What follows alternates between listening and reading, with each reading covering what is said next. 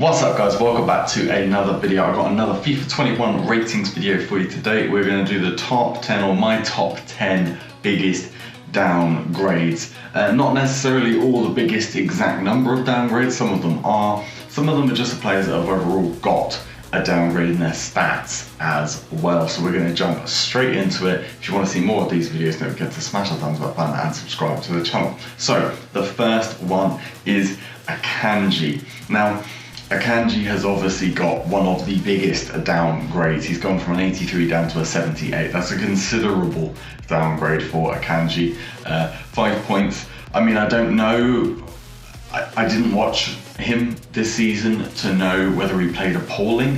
He got like 30 plus games played, I think, or around about 30 games played in all competitions. So to me, that doesn't necessarily make sense. If he'd not played many games, maybe. But you look at his actual stats and its pace is down 1, shooting is up 1, passing is down 2, dribbling is down 1, defending is down 3, physicals is down 4. So the defending and physicals, okay, they've dropped a little bit to warrant. The rest of the stats have hardly moved, so I just don't see how he's got this big 5-point downgrade. I do think it's a little bit unfair. I can't comment entirely because I didn't watch him play all season, so I don't know. But I do think this is another one of those Bundesliga, bit of a harsh call. We're going to stick with Dortmund and go on to another player with a big downgrade now, Reus. Reus obviously picked up an injury this year in February, and I think Reus had such an incredible year last year that it's going to be hard for him to have stayed with that rating. So he has gone down 3, his pace has dropped 5, shooting down 2, passing has stayed the same, dribbling down a couple, defending the same, physicals down 3. So yeah, like I said, he picked up that injury, but I'm just going to read you out some stats. So last year, he had 17 goals and 8 assists in 27 games. This year, until he got injured, he had 11 goals and 5 assists in 19 games. So in my opinion, he was probably on course to matching his last year's total if things like the pandemic hadn't have happened and he'd have picked up that injury. I do genuinely think he probably would have reached roughly the same totals in terms of goals and assists in last year. I mean, it's not everything, but I do think a 3-point downgrade for Reus is probably a little bit harsh because of the injury, and I think because he had such an incredible year last year, you're downgrading him based on that. And his card didn't go up that much last year, more than the year before, so I do think it's a little bit harsh on Reus. We're going to stick with the German players. We've got Julian Draxler is another one. I mean, Draxler's gone down 3. His stats have dropped as well. His pace is down a couple, shooting is down 3, passing is down 1, dribbling down 4, defending is the same, physicals is also the same. So his stats have dropped. He didn't play much this year. I don't think he scored this year either, but yeah, I think Draxler probably did warrant a little bit of a downgrade.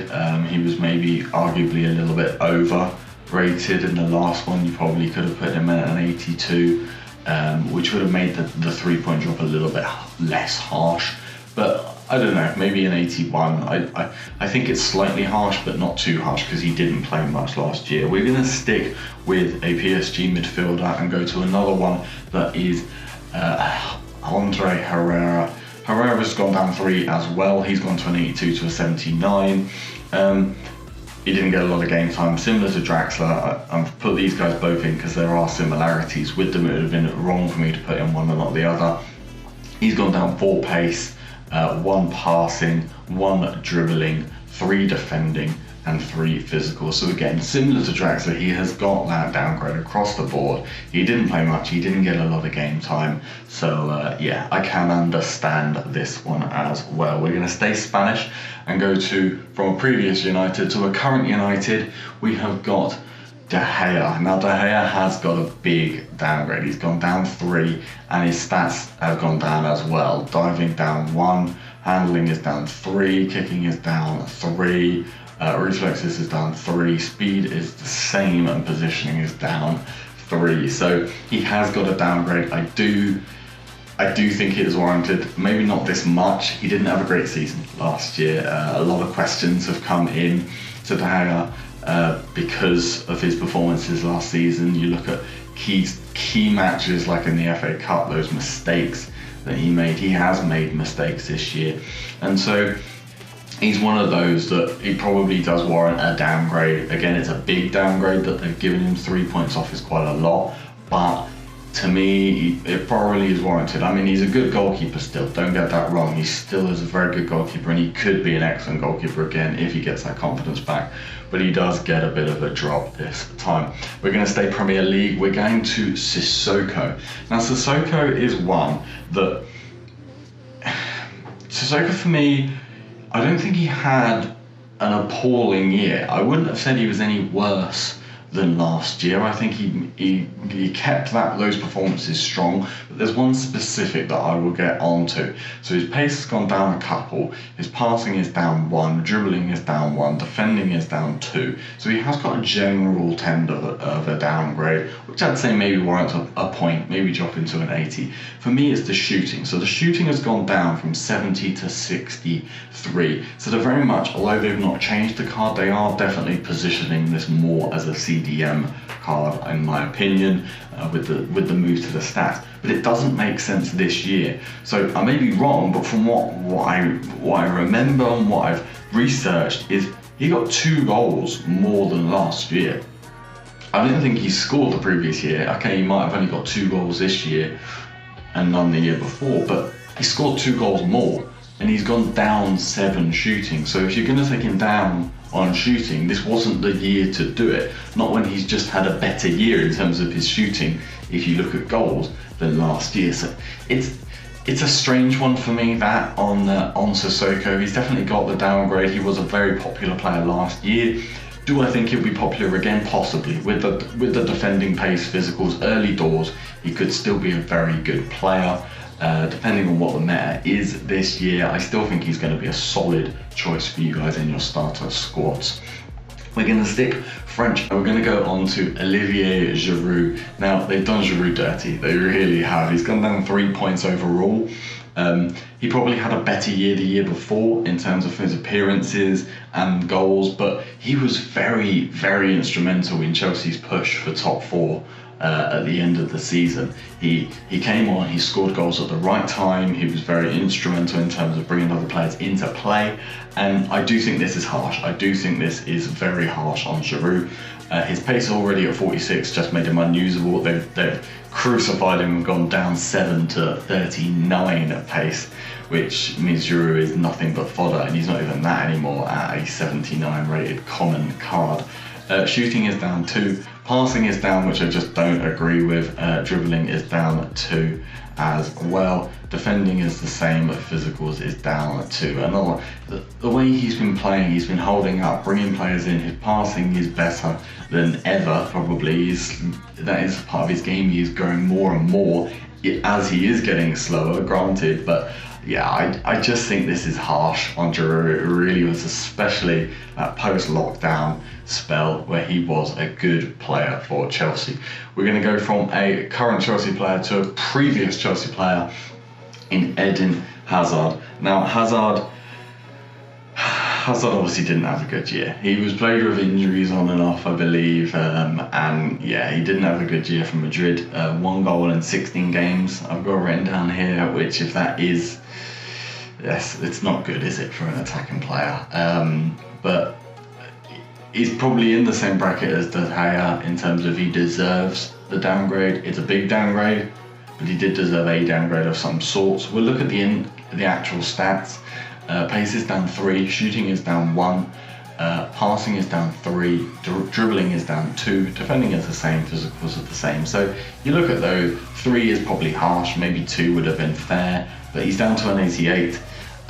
He's still going to be a very good card, but yeah, room for improvement. Maybe if he has a better year this year, that card could go straight back up, which we probably want to see. He is a good player with very good potential to have a good card in FIFA, and can be deserved when he's had a great season. We're going to stick with a Madrid forward, go to another one, Jovic. Now, Jovic, he was incredible for Frankfurt, obviously year before, which earned him the move to Madrid, but he's gone down from an 83 to an 80 common card.